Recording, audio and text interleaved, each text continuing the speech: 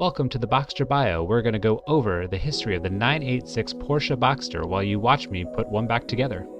In the 90s, Porsche had the 911, the 928, the 944, and the 968 models. While it was well received, Porsche was seeing declining sales numbers year after year. It was from this and monitoring the success of the MX-5 Roadsters that the idea of having a low-priced mid-engine roadster accessible to the masses would be key to bringing back interest into the brand. And it worked. Having sold just over 7,000 units in 1996 and almost double that in 1997, for the first time in 4 years had posted a year of profits.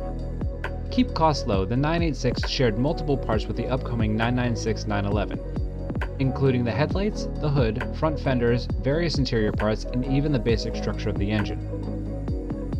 This success was good for the bottom line, but it made longtime 911 enthusiasts a little upset. They felt that not having that high barrier to entry made the brand less exclusive and would lose its status. After a few years of being on the market, the 986 gained some enthusiasts of its own, spawning numerous Boxster clubs and getting its own PCA club racing spec class, which is very competitive.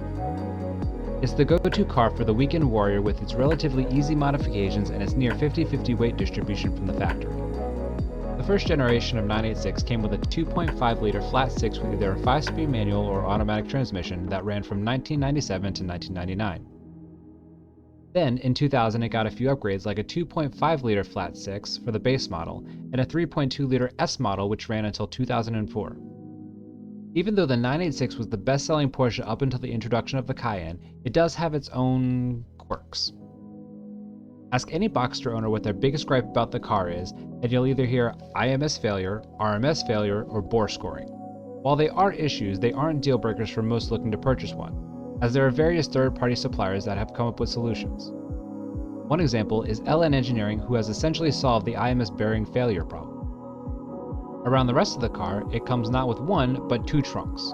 One in the conventional rear of the car, and the other commonly referred to as the frunk, also in the front of the car similar to the 911. It also comes with some hidden features such as being able to open and close your windows with just the key in the driver's side door.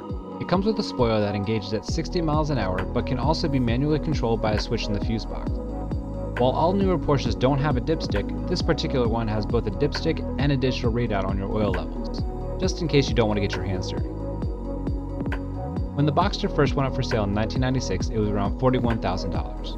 Today, for a fair example, you can pick one up anywhere between $4,000 and a pristine example for up to $12,000. If you are looking for a well-balanced, fun, and good-looking roadster for some cruising on weekends, the 986 Boxster might just be the car for you.